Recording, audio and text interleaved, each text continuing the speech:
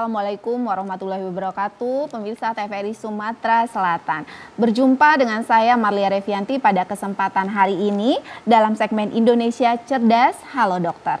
Pemirsa, kita ketahui bersama bahwa isu global yang saat ini sedang marak dibicarakan adalah tentang kasus HMPV, Human Metapneumovirus, yang gosip-gosipnya itu berasal dari Cina. Dan tentunya untuk menghindari rasa ketakutan dan kewaspadaan kita juga bersama, pada kesempatan sore hari ini kita akan berbincang-bincang mengenai kasus HMPV, tetapi lebih spesifik pada kasus HMPV pada kehamilan. Dan pada kesempatan sore hari ini saya sudah ditemani oleh Dr. Yanis Samsul Muarif SPOG, spesialis kebidanan dan kandungan, yang merupakan dokter di Rumah Sakit Permata Palembang. Begitu ya Dok ya? Apa kabarnya Dok? Alhamdulillah baik. Alhamdulillah. Dan pemirsa, kami juga mengundang Anda untuk dapat berinteraksi dengan kami. Anda bisa bertanya langsung nanti dengan Dr. Yanis di nomor 0711 311 454 atau Anda bisa mengirim WA kepada kami di nomor 0823 11 98 17 90. Nah Dokter, saya ingin bertanya dulu, ini sebenarnya HMPV ini apa sih Dok? Ya, jadi HMPV itu atau kepanjangan dari Human Metapneumovirus. Sebetulnya itu merupakan virus yang sudah lama diketahui, hanya tidak terlalu terekspos dengan besar. Jadi sudah dari tahun 2001, sekitar 2001 sudah ditemukan pertama kali di Belanda, dan itu tidak menimbulkan suatu kebahaya yang besar, karena itu tidak terlalu menarik perhatian. Nah, ini permasalahannya adalah karena dia virus, maka virus ini tidak sampai sekarang kan belum ada obatnya, sehingga itu bisa berulang-ulang. Dan kebetulan pada akhir tahun 2024 ini di daerah sebelah utara kita yang punya 4 musim itu mengalami musim dingin yang ekstrim. Mungkin karena perubahan cuaca kita ya global, kemudian ini menyebabkan daya tahan yang menurun, terutama di dalam 4 musim itu.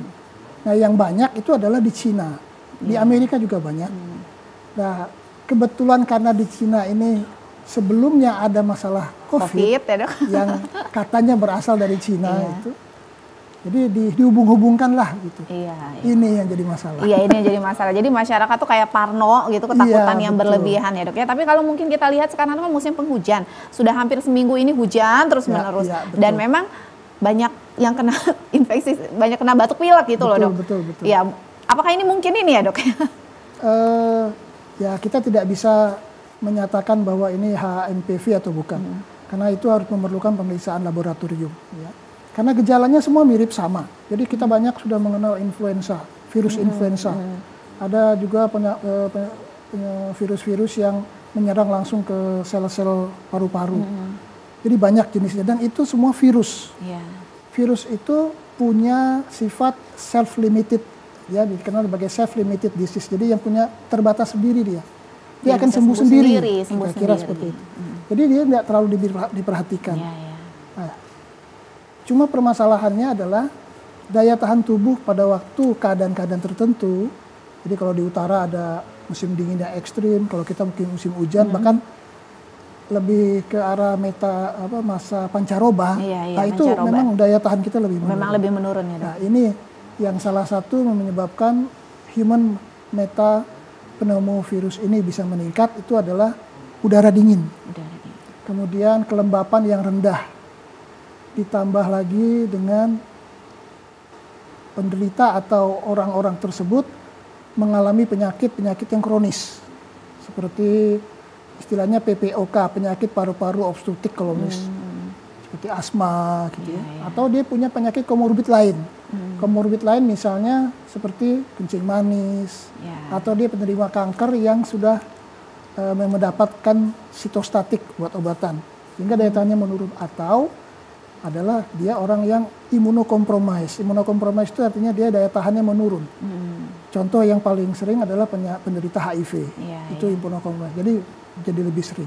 Jadi lebih sering ya. Tapi sebenarnya kalau penyakit batuk pilek saya rasa pemirsa di rumah hampir kena gitu ya. Apalagi yang punya anak-anak Dok nih, lagi musim-musim penghujan.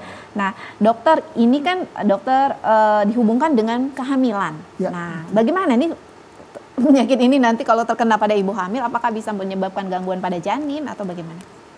Ya, jadi pada ibu hamil itu daya tahan menurun karena bebannya yang memberat. Sebenarnya bukan daya tahannya yang merendah, tapi karena bebannya jadi lebih berat, maka daya tahannya tidak sebanding. Gitu ya. Itu yang menyebabkan dia lebih mudah untuk terserang. Ya. Nah, permasalahannya adalah belum ada data, sampai sekarang belum ada data yang mengumpulkan atau menyimpulkan apa pengaruhnya pada ibu hamil. Hanya pernah ditemukan di daerah Afrika Selatan, ada penelitian itu ditemukan bahwa kejadian ini lebih mudah terjadi pada ibu yang hamil dibanding ibu yang tidak hamil, sudah melahirkan atau tidak hamil. Jadi itu ada perbandingan, cuma perbandingan ya, artinya belum bisa dipastikan hasilnya. Kemudian di penelitian juga disebutkan bahwa ada kejadian ibunya hamil pada waktu itu sekitar 30 minggu kena, dan kemudian ternyata setelah diteliti ternyata HMPV, melahirkan bayi biasa, normal. Oh, artinya nggak kenapa-kenapa. Nggak kenapa-kenapa, artinya belum terlihat pengaruh, belum ada bukti terpengaruh ke janinnya. Iya. Hanya memang secara logika saja, karena kalau HMPV ini sudah menyerang dan dia mendapat komplikasi yang berat, menjadi pneumonia, gitu ya, bronkiolitis, segala macam itu pasti akan mempengaruhi pernafasan. Dengan sendirinya akan mempengaruhi intake daripada oksigen dari ibu ke janinnya. Akibatnya tentu saja pasti janinnya akan lebih kecil. Jadi lebih logikanya akan begitu ya. Betul. Jadi lebih complicated gitu ya, Dok ya. Gitu. Kalau ibu hamil yang kena, makanya ibu hamil itu perlu berhati-hati sekali. Ya, tapi dari penelitian sebenarnya yang jadi usia, faktor usianya itu adalah di bawah 14 tahun karena sesuai dengan yang Cina ya. Sebenarnya kalau dulu teorinya itu di bawah 5 tahun. Tapi setelah di Cina ternyata sampai 14 tahun. Dan di atas 65 tahun. Tapi sampai sekarang belum ada data pasti yang menyatakan berapa besar kejadiannya pada ibu hamil. Iya. Karena harus di swab dulu kan, Dok, untuk pastinya ini virus dulu. Apa atau sedangkan bagaimana. Influenza kita nggak pernah di swab. Waktu COVID aja, Dok ya, ketika batuk pilek di swab. Baik pemirsa, kami kembali mengundang Anda apabila Anda ingin berkonsultasi dengan Dr. Yanis, Anda bisa berkonsultasi langsung di nomor 0711 311 454 atau WA di nomor 0823 11 98 1790. Dok, ibu hamil ini kan riskan sekali kalau sakit. Obat-obatan juga yang dimakan tuh harus benar-benar hati-hati. Nah, kalau misalnya ada ibu hamil yang kemudian menderita gejala-gejala yang mirip dengan infeksi HMPV, ini apa yang harus ibu hamil lakukan, Dok? Ya, jadi seperti tadi bahwa karena beban ibu hamil itu jadi lebih berat, maka daya tahannya seakan-akan menurun. Gitu ya. Nah, HMPV ini adalah virus. Jadi virus ini sampai sekarang belum ada obatnya. Ya.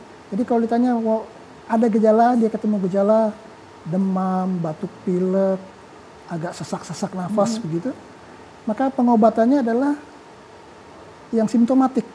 Jadi apa? Dia batuk, pilek, ya kasih obat batuk. Kalau dia pilek atau napasnya mengi istilahnya, agak sesak gitu, seperti orang asma, maka dikasih dekongestan supaya melebarkan. Gitu. Kalau dia demam, kita kasih obat anti demam. Sampai sekarang tidak ada konsensus yang menyatakan bahwa harus diberi antibiotik. Ya, antibiotik itu hanya diberikan kalau ditemukan ternyata ada infeksi sekunder. Jadi ada selain dia kena HMPV, ternyata kemudian jadi infeksi, jadi pneumonia misalnya segala macam. Dan obat antivirus juga belum ada yang khusus. Nah, yang repotnya ini untuk pencegahan. Untuk pencegahan ini kan seperti COVID kita sudah punya vaksinasinya. Nah, sampai sekarang HMPV ini belum ada. Yang khusus HMPV ya. Walaupun vaksin flu gitu enggak. Nah, kalau flu yang lain ada. Jadi flu khusus ini ya, Dok? Virusnya banyak macam. Mungkin ratusan barangkali. Nah, itu bisa dikasih vaksinnya. Tapi untuk HMPV ini khusus sendiri, itu belum ada sampai sekarang. Dok, apakah ada dokter punya informasi apakah HMPV ini benar-benar emang udah masuk Indonesia atau sekedar rumor-rumor saja, Dok? Yang tercatat itu sudah ya, dari tahun 2023 itu sudah hampir Sampai sekarang itu sekitar 200-an lebih ya, 213 data dari Kemenkes. Hanya permasalahannya adalah ini mungkin gunung es, fenomena gunung es. Jadi pemeriksaan swabnya itu kan lumayan mahal ya, lumayan mahal, sehingga kita tidak melakukan pemeriksaan pada semua yang bergejala seperti itu.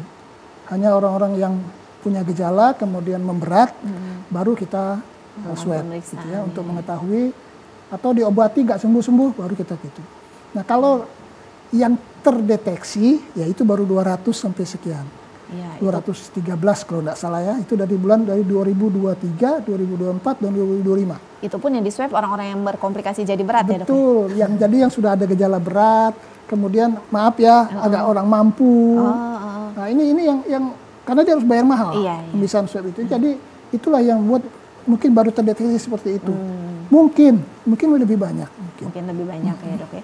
Jadi menyeberang virusnya itu mungkin dari Cina. Ya kita nggak menutup kemungkinan, kan kita kan punya hubungan banyak dengan negara luar ya. Pasti banyak. Jadi ketika orang datang dari luar itu bisa saja dia bawa penyakit begitu kan ya dok ya. Nah dok, untuk mencegah ketakutan berlebihan, nah apa yang sebenarnya idealnya, kan dulu ada rubella ya dok ya yang bisa bikin anaknya tuli, nah seperti itu. Nah ini kan ibu-ibu hamil kan pasti pada agak ketar-ketir nih dengan isu global ini nih. Iya. Jadi gimana dok? Jadi yang harus diketahui oleh ibu-ibu bahwa ini adalah penyakit virus yang tidak berbahaya. Artinya tidak berbahaya, tidak memberi efek kepada janin maupun kepada kehamilannya. Ya. Sama seperti penyakit flu biasa yang lain. Karena itu tidak perlu harus sampai panik, tidak perlu sampai sangat ketakutan, khawatir tetap, waspada yang penting. Jadi kita harus mengikuti pola hidup sehat, bersih yang sehat misalnya. Kemudian kita makan makanan juga yang sehat. Kemudian kalau umpamanya ibu-ibu hamil ini mendapatkan vitamin, vitamin itu dimakan. Karena ini ada fenomena sedikit ya. Jadi vitamin itu menurut ibu hamil takut dia makan, takut anaknya besar. Gitu, jadi vitamin itu tidak ada hubungannya dengan anak besar. Anak besar itu hanya karena dari makanan, bukan dari vitamin. Vitamin itu menambah daya tahan atau daya kekuatan dari ibu-ibunya. Jadi itu tetap diminum, nggak ada masalah. Salah satunya contohnya adalah untuk memperbaiki daya tahan. Betul. Jadi penting sekali nutrisi pada ibu hamil ya, apalagi pada waktu ibu hamil ini kan pembentukan organ-organ dari si dedek bayi, jangan sampai ada masalah gara-gara kurang nutrisi begitu ya dok ya. Kita harus jeda terlebih dahulu dok, dan pemirsa TVRI Sumatera Selatan, Halo Dokter akan kembali setelah jeda pariwara berikut ini.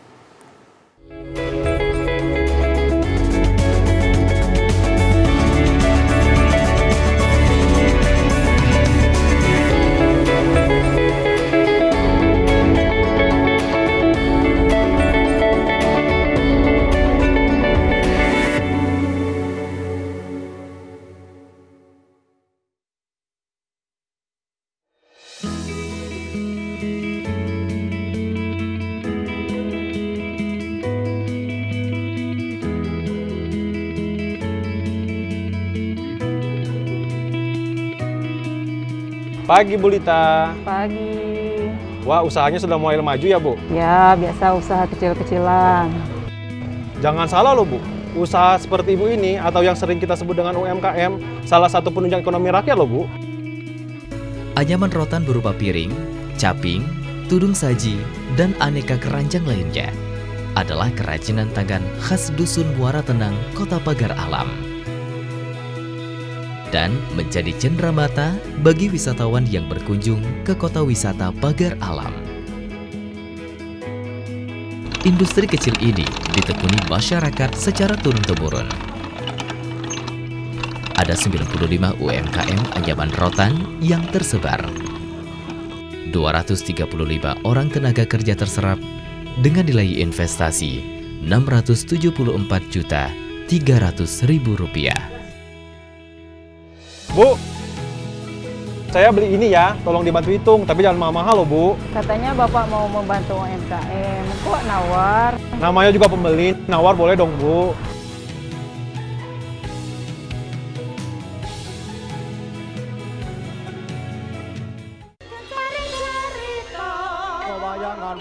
Karuhing para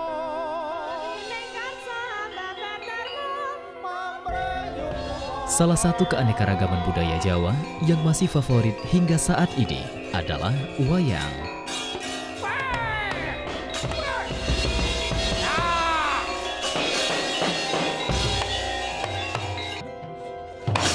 Seni pertunjukan dengan alur cerita yang menarik ini hadir menemani pemirsa pecinta warisan budaya asli Indonesia dengan beragam cerita dan daun kondang.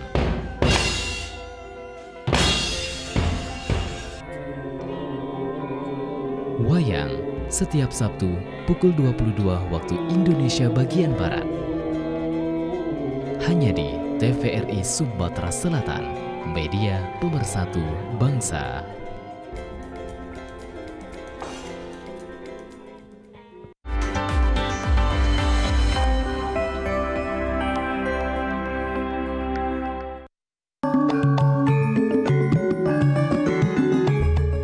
Dari tari tradisional yang memesona, hingga cita rasa kuliner yang menggugah, kami kemas dalam program acara Rindu Kampung.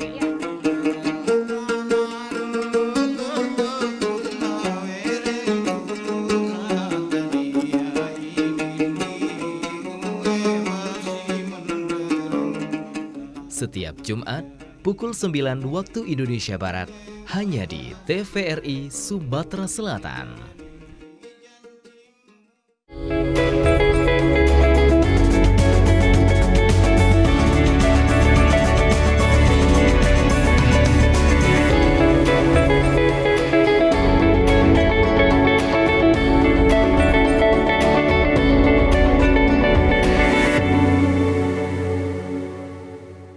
Pemirsa TVRI Sumatera Selatan kembali lagi dalam segmen Halo Dokter, dan pada kesempatan hari ini untuk Anda yang baru bergabung, kami membahas masalah HMPV pada ibu hamil bersama Dr. Yanis Samsul Muarif SPOG, dan kami juga memberikan kesempatan untuk Anda yang ingin berkonsultasi langsung dengan Dr. Yanis melalui nomor telepon 0711 311 454 atau Anda bisa mengirimkan pesan WhatsApp di nomor 0823 1198 1790. Nah, Dokter Yanis, sebenarnya ibu hamil kan tadi bebannya berat kata dokter, sehingga mudah terinfeksi penyakit-penyakit. Nah, apa selain minum vitamin, apa saja dok yang bisa dilakukan supaya ibu hamil ini tidak terserang HMPV ini? Ya, jadi ibu hamil supaya meningkatkan sistem imunnya adalah dengan mengkonsumsi makanan-makanan sehat. Ya, kemudian mengurangilah makanan-makanan yang kayak fast food yang tidak terlalu penting gitu ya. Kemudian melakukan kegiatan sejenis olahraga gitu ya. Olahraga dulu untuk meningkatkan, kalau kita sering berolahraga itu bergerak ya, apalagi dengan suasana yang gembira gitu ya, itu akan meningkatkan endorfin. Endorfin dalam badan itu pasti akan meningkatkan daya tahan. Jadi kalau endorfin sudah meningkat, insya Allah daya tahan atau imun juga akan meningkat. Dan sekali lagi yaitu tadi sudah singgung sedikit adalah perasaan. Jadi ibu hamil ini sensi ya, dibawa enjoy gimana ya, rasanya supaya enak gitu. Iya. Jadi tentu saja peran keluarga, peran suami, peran ininya juga penting untuk menjaga situasi ibunya hamil itu. Jadi tadi perilaku hidup bersih dan sehat, itu yang pasti. Gizi yang cukup dan sehat. Ya, jadi jangan makan yang junk food. Gitu. Kemudian dengan mengkonsumsi vitamin-vitamin tambahan dan pola hidup yang sehat. Jadi banyak istirahat, cukup istirahat, bukan banyak ya, cukup istirahat, cukup kegiatan, juga jangan banyak kegiatan. Iya. Jadi itu harus menjadi perhatian penting ya bagi ibu hamil, karena dia ada anak loh di dalamnya, begitu. Nah, apakah ada pantangan-pantangan tertentu dok untuk ibu hamil ini? Sebenarnya bukan untuk kasus HMPV saja ya dok ya, tetapi juga untuk menghindari dari beberapa penyakit yang lainnya. Sebenarnya pantangan itu hanya timbul kalau si ibu hamil ini mempunyai kelainan, komorbid, misalnya ibu ini yang hamil tapi juga menderita diabetes mellitus, kencing manis. Maka kencing manisnya lah yang akan menimbulkan pantangan makannya mesti diatur, kalorinya mesti tidak berlebihan gitu ya.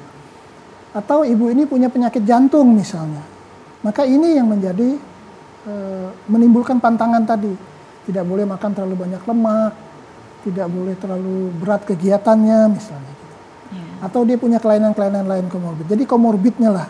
Sedangkan ibu hamil sendiri sebetulnya kalau dia tidak ada alergi makanan misalnya boleh makan apa saja, tidak ada masalah. Hanya semua harus tidak boleh berlebihan. Tidak boleh berlebihan, secukupnya saja dan memenuhi semua kebutuhan. Ya. Jadi jangan terlalu banyak protein juga tidak bagus. Oh, harus balance lah dok ya. Iya. Ibu-ibu hamil ini apalagi hobi workout nanti sibuk makan protein aja. Dok, ini ada pertanyaan dari pemirsa kita di rumah, Ibu Naila 23 tahun bertanya, "Dok, kalau batuk pilek biasa nggak ada panas, boleh nggak makan obat dari warung?" Dia bilang gitu. Ya, ini yang kadang-kadang jadi masalah ya. Terima kasih Bu. Naila. Bu Naila, terima kasih pertanyaannya. Jadi kadang-kadang pengertian obat warung itu kadang-kadang kurang jelas ya. Karena tidak semua obat warung tidak boleh dikonsumsi. Ada yang boleh dikonsumsi. Jadi obat warung yang dimaksud itu jangan sembarangan yang penting.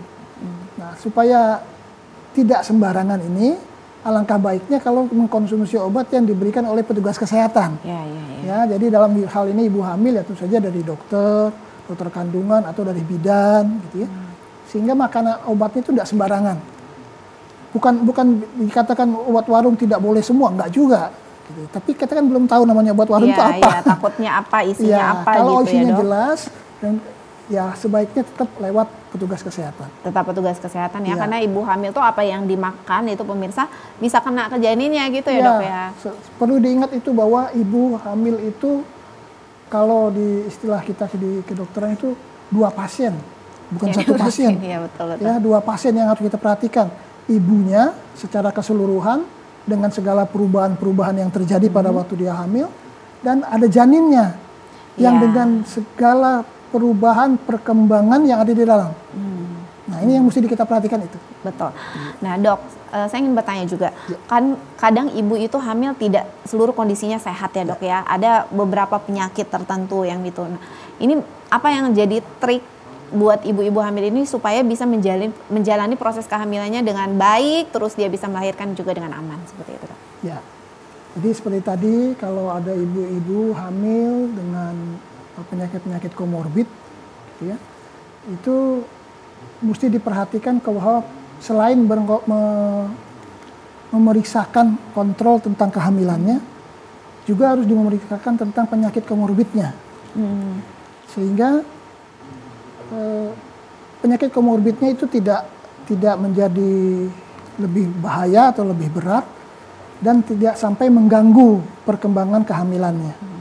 Jadi, dan yang perlu saya ingatkan juga bahwa memeriksakan penyakit-penyakit yang dia derita itu lebih sangat bagus kalau dilakukan ke ahlinya.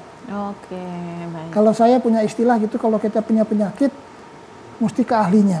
Kalau kita punya handphone rusak, jangan berobat ke radio gitu, tapi ke handphone. Iya. Kira-kira gitu. Jadi artinya kalau dia punya kencing manis misalnya, ya pergilah ke ahli kencing manis, dokter penyakit dalam, khususnya subspesialisnya yang endokrin misalnya. Dia punya sakit jantung, ya periksa ke dokter jantung. Jadi artinya dokter-dokter itu pasti akan tahu bagaimana menjaga penyakit itu jangan menjadi lebih berat. Betul. Karena pasti karena beban kehamilan penyakit itu bisa jadi lebih berat. Nah, tapi dengan mempertahankan, menjaga itu, melakukan kontrol dengan baik, kehamilannya pun dikontrolkan dengan baik, insya Allah kehamilannya akan berlanjut dengan baik dan berakhir dengan kehamilan melahirkan dengan sehat. Iya, baik. Nah dokter, tadi kan dokter Yanis ngomong bahwa sebenarnya belum ada catatan nih yang mengatakan bahwa ada efek tertentu dari ibu hamil yang menderita penyakit HMPV ini kepada janinnya. Tapi itu tidak berarti kita tidak boleh tidak waspada kan dok. Jadi pada kondisi ibu hamil yang bagaimana sih yang lebih aware misalnya ada gejala-gejala HMPV ini pada kondisi ibu hamil yang bagaimana dok? Jadi yang kita khawatirkan pada ibu hamil yang mengalami atau menderita penyakit karena virus HMPV ini, itu adalah kalau dia mengalami komplikasi yang berat. Terjadi bronkiolitis, bronkitis yang kronis, kemudian atau pneumonia gitu. Kalau pneumonia ya hampir mirip sama yang kita takutkan pada waktu COVID. COVID ya. COVID juga kan pneumonia jadinya, jadi infeksi pada paru-parunya. Nah ini yang jadi masalah adalah bagaimana ini bisa teratasi, tapi kehamilannya juga tidak terganggu. Jadi artinya seperti tadi adalah kita berobat. Kita berobat ke tempat yang sesuai. Ya. Jadi kalau HMPV menyerang orang paru-paru, ya tentu saja ke dokter paru-paru. Itu akan lebih baik. Ya. Kemudian yang kedua, jangan terlalu khawatir. Nah ini masalah tadi kan untuk menjaga kehamilan yang baik adalah salah satu adalah perasaan ibu-ibu. Nah itu jangan kalau sudah terlalu khawatir, imun menurun ya dok ya? Tambah susah lagi, imunnya akan menurun lagi. Endorfin nggak bisa keluar.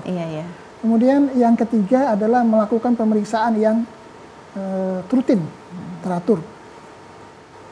Setiap kehamilan itu harus dilakukan pemeriksaan setiap bulan. Kemudian pada kehamilan di atas 7 bulan, 8 bulan itu harus 2 minggu sekali misalnya. Ya. Kemudian makin dekat itu akan lebih cepat, lebih sering, seminggu sekali. Nah untuk yang mempunyai gejala, maka itu jangan diikuti seperti itu, tapi mungkin lebih sering. Ya. Jadi kalau dia hamilnya masih 20 minggu gitu, kalau ada gejala cepat, mungkin seminggu 2 minggu udah periksa lagi. Betul. Selain juga periksa ke bagian penyakit. Tentu saja seperti tadi pencegahannya, PHBS, kemudian pola hidup sehat tadi ditambah dengan kita kan sudah biasa dengan COVID dulu belajar pakai masker, pakai masker, cuci tangan, menjauh, mendekati gitu. Baik. Menjauhi yang sakit gitu ya dok ya, atau yang ada batuk pilek gitu. Jaga jarak. Jaga jarak kayak 3M, masih ingat aja. Baik pemirsa TVRI Sumatera Selatan dimanapun Anda berada, kita harus jeda terlebih dahulu dan pastinya kami akan kembali setelah pariwara berikut ini.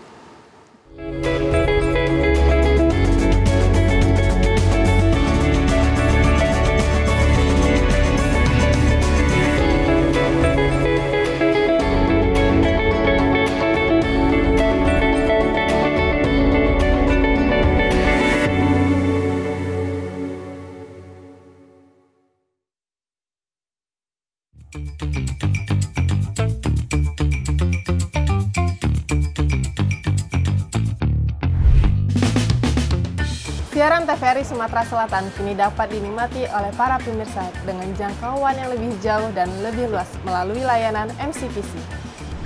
MCPC atau Multi Channel Per Carrier merupakan suatu layanan yang cost efektif untuk mendistribusikan siaran ke seluruh wilayah yang dijangkau satelit merah putih dengan slot orbit 108 derajat bujur timur.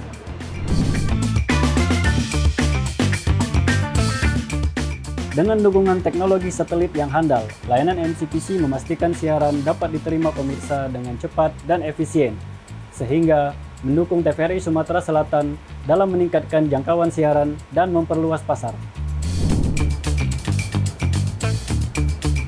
Untuk mengakses siaran TVRI Sumatera Selatan melalui layanan MCPC, caranya mudah. Yang pertama, arahkan parabola Anda ke satelit Telkom 4. Lalu tambahkan transponder Telkomsat pada receiver Anda dengan memasukkan frekuensi TVRI Sumatera Selatan yaitu 3720 horizontal dan simbol rate 32.727. Yang terakhir, Anda tinggal scan transponder Telkomsat tersebut untuk mendapatkan siaran TVRI Sumatera Selatan.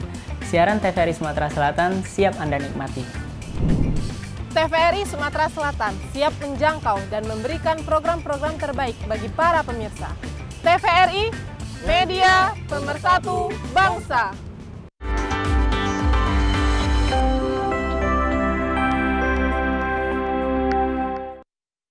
Kehidupan saya dulu, ya boleh dibilang mapan dan mencukupi.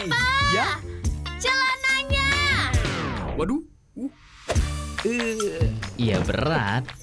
Hati-hati dong mas. Tapi harus dijalani demi anak dan istri.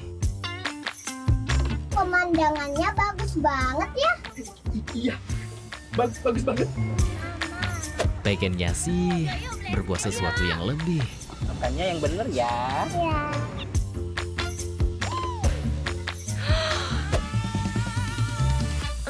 Pinter.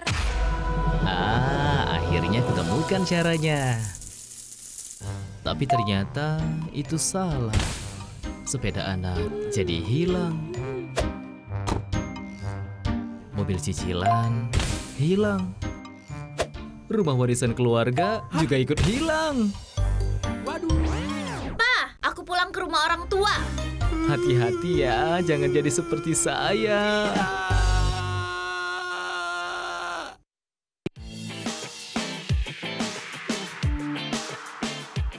Setiap sentuhan, setiap rasa memiliki cerita dan warisan. Bertemu lagi bersama kami berdua, iya, dalam acara Bejajan, iya, Bepajo sambil jalan-jalan.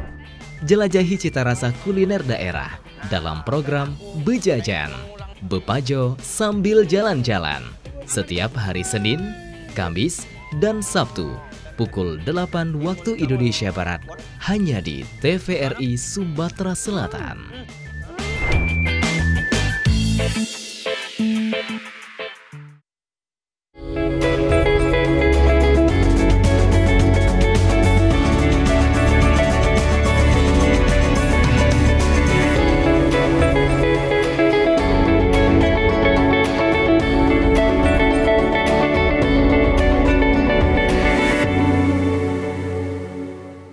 Baik pemirsa TVRI Sumatera Selatan, kembali dalam segmen Halo Dokter, dan pada kesempatan ini kita berbicara masalah HMPV pada ibu hamil, tetapi tentunya Anda bisa berkonsultasi masalah umum secara umum tentang kehamilan ini kepada Dr. Yanis ya. Anda bisa langsung menelpon kami di nomor 0711 311 454 atau di nomor 0823 1198 1790. Nah, ini ada WA Dok bertanya, dokter seharusnya, sebenarnya udah dokter jawab tadi, seharusnya pemeriksaan kehamilan itu berapa kali sih? Ya, jadi sudah dibuat dalam Permenkes sebenarnya.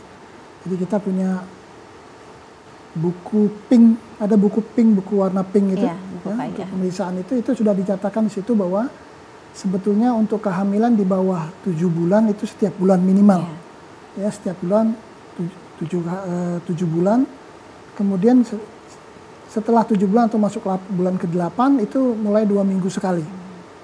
Jadi 2 minggu sekali sampai 36 minggu itu berarti sudah 11 kali. 11 kali ditambah lagi pemeriksaan pada waktu kehamilan sudah tua itu setiap minggu. Itu sekitar 4 kali lagi. 4 kali sampai dia melahirkan. Jadi sekitar 15 kali. Itu pemeriksaan dan tidak harus dilakukan dengan dokter. Ya, bisa di posyandu, bisa dengan bidan, bisa juga dengan dokter, dengan klinik gitu. Kemudian minimal sekarang itu ada 4 atau 5 kali pemeriksaan USG. Jadi ada pemeriksaan USG pada waktu awal kehamilan atau triwulan pertama.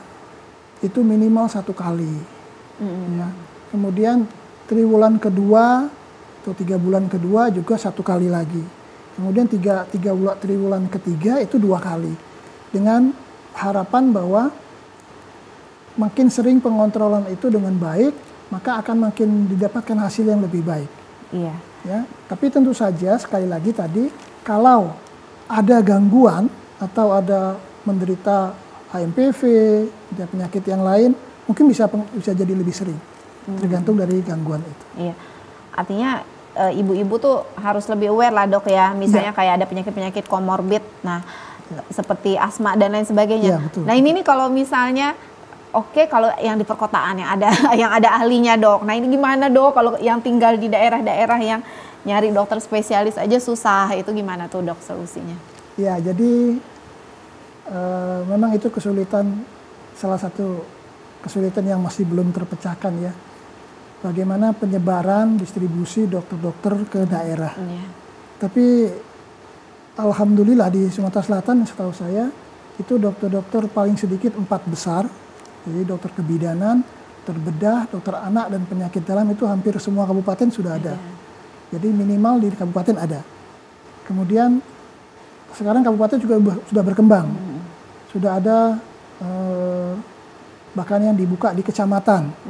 Atau dokter-dokternya sendiri punya klinik, punya rumah sakit gitu ya, yang sudah berkembang di sana. Jadi bisa ke sana. Kalaupun tidak ada, maka kita juga punya petugas kesehatan. Jadi jangan terlalu mengandalkan dokter saja. Petugas kesehatan kita ada bidan di sana, ada perawat-perawat gitu ya. Itu bisa diajak konsultasi.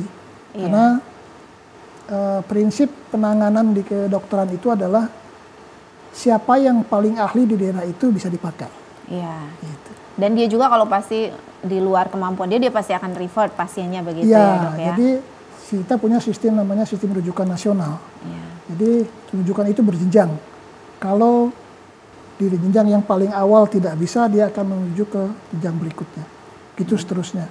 Dan alhamdulillah kan sekarang berkat pembangunan ya, itu hubungan antara kabupaten ke provinsi, dari kecamatan ke kabupaten itu kan sekarang relatif sudah lebih mudah, ya, mudah.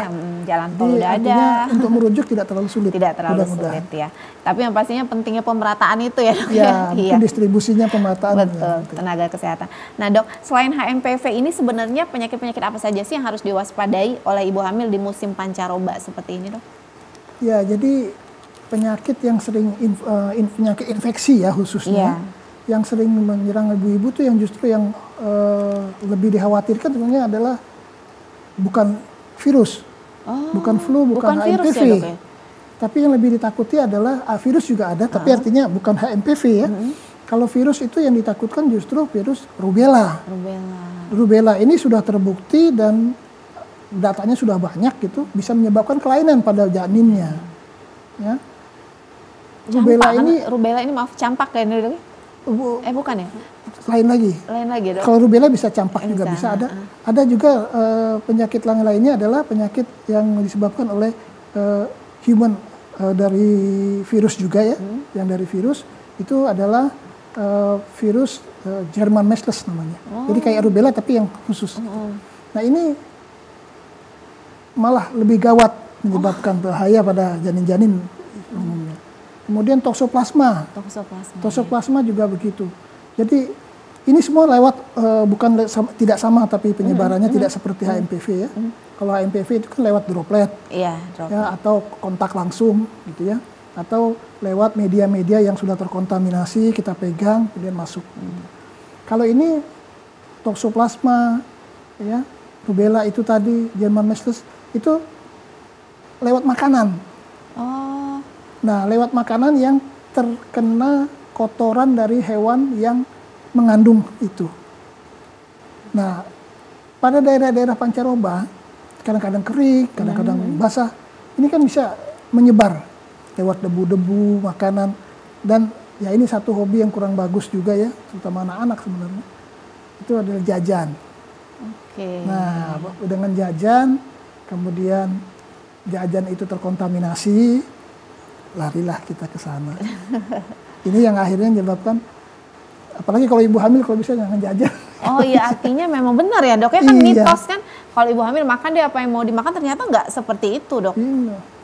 Lebih berhati-hati ya, terutama dari makanan-makanan yang toksoplasma. Nah, itu tindakan preventifnya, Dok.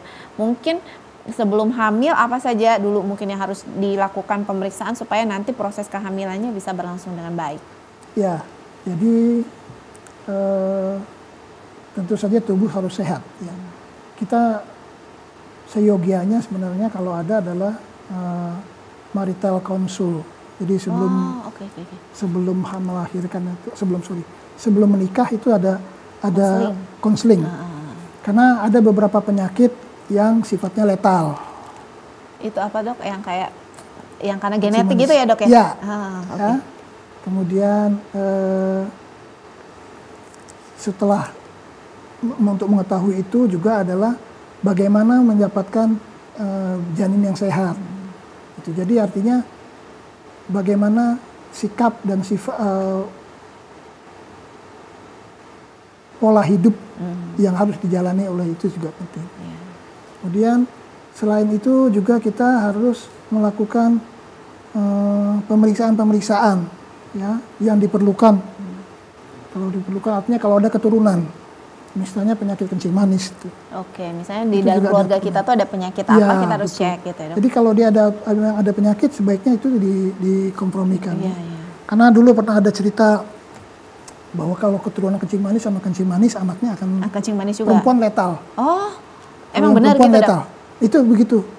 Kalau yang laki-laki mungkin tidak letal karena itu sex linked, jadi terbawa oleh kromosom kelamin.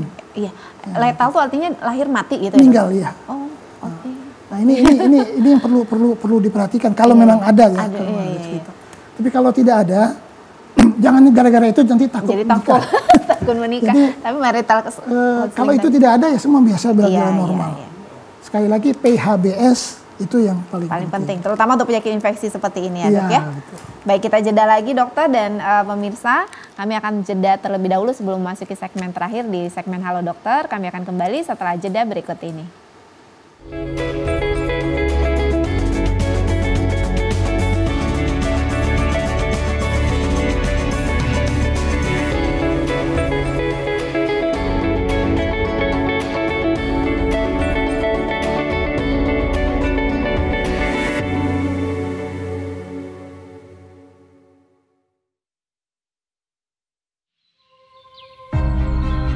Ini adalah tanah kita. Tempat di mana setiap nafas menghembuskan semangat membara. Dari suara padu yang menggelegar, hingga benang yang menyatu dalam tenunan.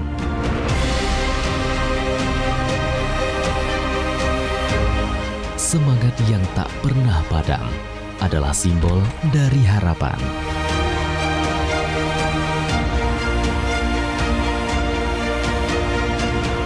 Dari kekuatan yang tak akan pernah pudar untuk berdiri bersama.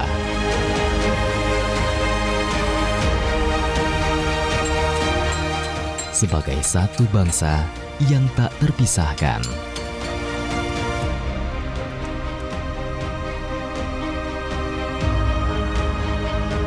Yuk, berikut gak? Ayo.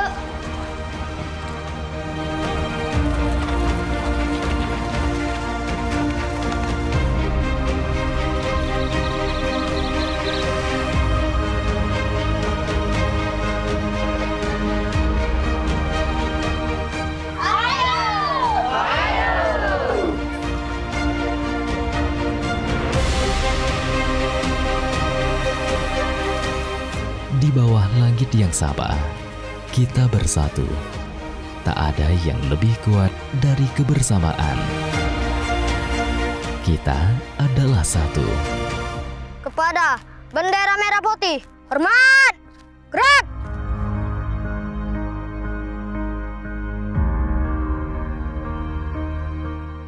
Kita adalah Indonesia.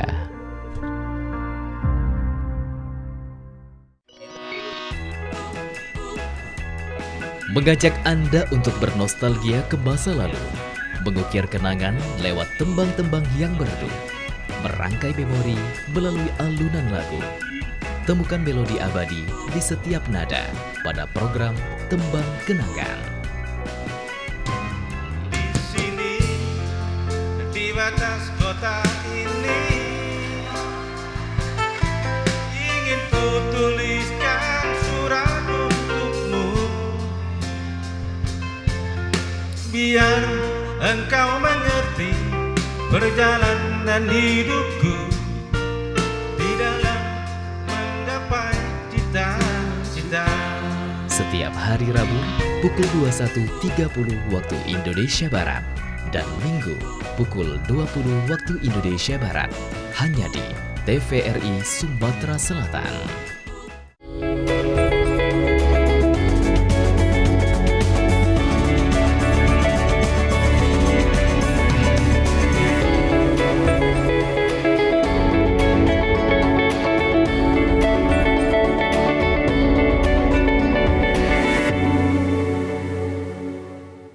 Baik, terima kasih pemirsa TVRI Sumatera Selatan masih tetap setia bersama kami. Kami masih berbicara tentang HMPV pada ibu hamil, tetapi tentunya juga banyak masalah tentang kehamilan juga ya dok ya yang kita perbincangkan di sini bersama Dr. Yani Samsul Muarif SPOG, dan Anda kami persilakan juga untuk apabila ingin berkonsultasi silakan langsung ke Dr. Yanis di nomor 0711 311 454 atau di nomor WA di nomor 0823 11 98 17 90. Dok, ini ada yang bertanya tentang penyakit tokso tadi dok. Dia bertanya apa ada vaksinnya seperti itu dok untuk mencegah terjadinya tokso sama rubella tadi dok.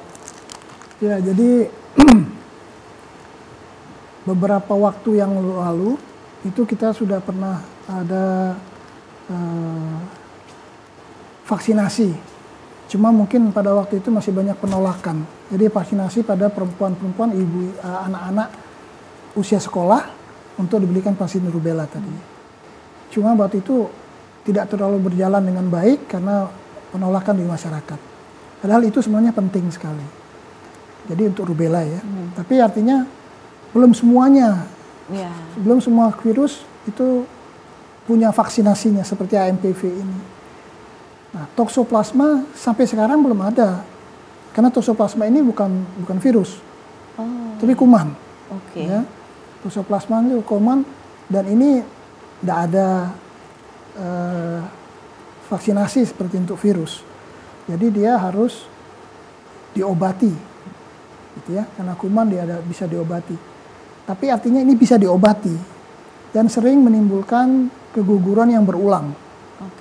Jadi mungkin dia setelah menikah hamil terus, berapa kali hamil, tapi setiap 2 bulan atau 1 bulan itu sudah keguguran. 1 bulan, 2 bulan keguguran. Saya pernah dapat pasien sampai 6 kali dia keguguran. Gara-gara tokso ini dok? Nah, setelah diperiksa ternyata tokso. Toksonya itu titernya sangat tinggi. Jadi waktu kita dilakukan pemeriksaan, pengukuran itu tinggi sekali. Nah, selama titernya masih pada tingkat-tingkat tertentu, itu dianjurkan supaya jangan hamil dulu. Jangan hamil dulu. Ya, nanti kita obati dulu, kita berikan pengobatan.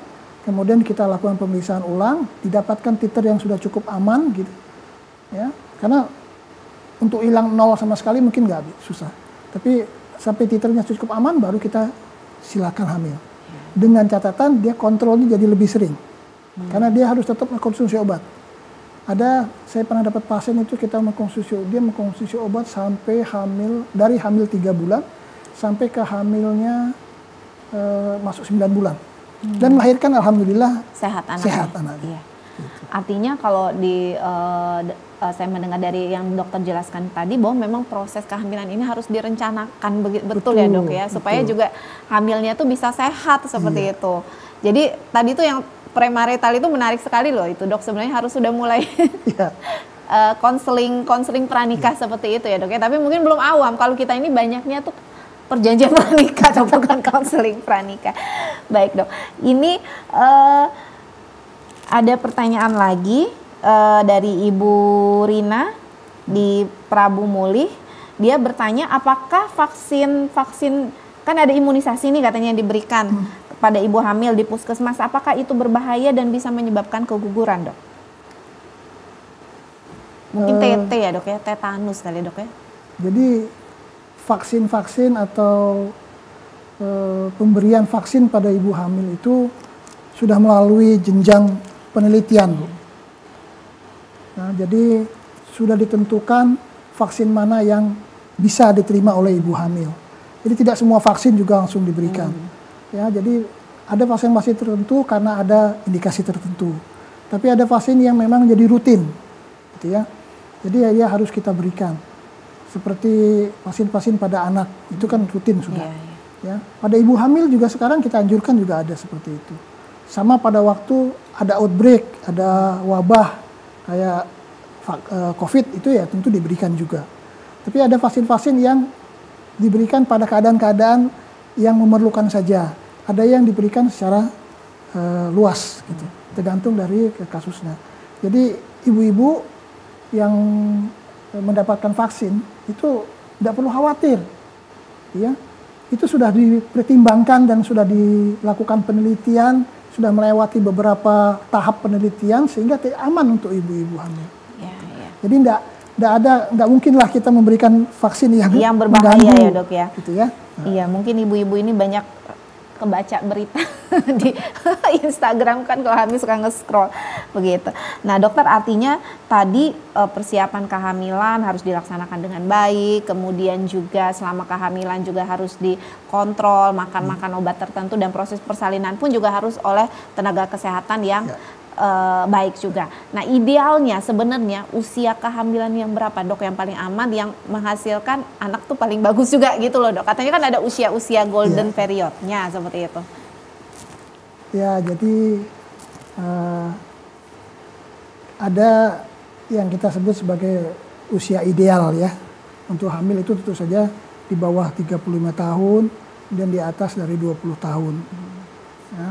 Tapi kita tahu sekarang masih juga ada, walaupun tidak banyak lagi, mungkin sudah mulai menurun perkawinan remaja. Iya, usia muda. Kawin muda itu tentu saja akan menimbulkan masalah-masalah. Ya, baik dia untuk kehamilannya maupun dia untuk melahirkannya nantinya. Gitu ya. Jadi kalau dibilang usia yang ideal yang mana nih? Sebenarnya adalah dari usia saja itu adalah 20 sampai 35. Itu usia. Ya. Tapi selain usia kan kehamilan tidak cuma usia, tapi yang penting juga adalah mental. Jadi mesti ada persiapan tadi, betul. Persiapan itu mesti ada tahu. Kemudian proses kehamilan selama hamil itu juga harus dia bisa dimengerti oleh dia.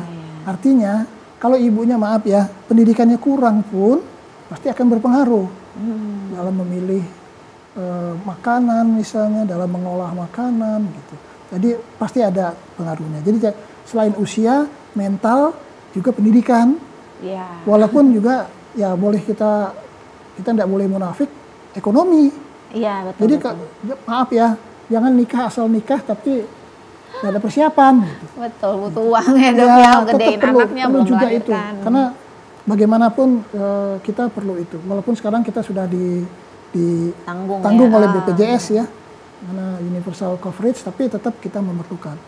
Jadi banyak hal yang harus dipersiapkan dan jangan dianggap pernikahan ini merupakan hal yang enteng atau ringan, tapi perlu dengan persiapan yang baik untuk mendapatkan hasil yang generasi penerus yang berkualitas seperti itu kan. Mulainya dari stunting itu juga kan mulainya dari proses itu, malah mulai dari ibunya ya dok, ibunya nggak boleh kurang gizi. Jadi kalau saya dulu waktu di puskesmas, saya sudah mengusulkan itu. Jadi stunting itu bukan pemberian gizi pada anak-anak, harusnya pada waktu dia masih calon ibu dan ibu. Nah, pada waktu inilah harusnya baru bisa dicegah stunting. Kalau dia sudah jadi stunting ya susah lagi kita. Iya benar. Kalau udah stunting malah jadi gemuk dok kalau dikasih makanan terlalu persiapannya yang penting memang. Betul. Nah ini dok, sekarang kan usia pernikahan, ini ada nanya juga, usia pernikahan ini kan sekarang sudah pada mundur dok katanya sebenarnya. Jadi kadang tuh umur 35 nih masih belum hamil juga. Nah itu gimana dok? Kira-kira aman nggak dok? Masih aman nggak buat para perempuan yang belum memutuskan untuk menikah di usia-usia? Ya ini tadi ya, jadi kalau dari usia kita tadi batasannya itu 20-35, tapi artinya selain itu juga tadi ada persiapan yang lain. Tapi bukan berarti bahwa di atas itu tidak aman, tapi memang punya resiko yang lebih. Punya resiko yang lebih. Jadi makin tua usia memulai kehamilan, jadi bukan hamilnya berapa kalinya ya. Kalau sudah yang berulang mungkin nggak terlalu masalah. Berbeda dengan kalau dia awal. Awalnya. Jadi dia hamil pertama umurnya sudah lewat. Gitu. Nah ini akan lebih banyak timbul kesulitannya. Jadi artinya mesti dipersiapkan dengan baik. Baik, dokter. Konsultasikan dengan ahlinya ya, dengan ahlinya ya. Baik, jangan putus asa yang belum dapat jodoh, tapi bisa sama dokter Yanis di Rumah Sakit Permata untuk konsultasi kehamilan Anda. Baik dokter, ini waktunya sudah habis, kita harus tutup terlebih dahulu. Dan pemirsa TVRI Sumatera Selatan, terima kasih sudah bersama kami dan terima kasih atas pertanyaan-pertanyaannya yang sudah disampaikan melalui WA. Saya Marlia Revianti undur diri, mohon maaf apabila ada kata-kata yang tidak berkenan. Selamat sore, sampai jumpa.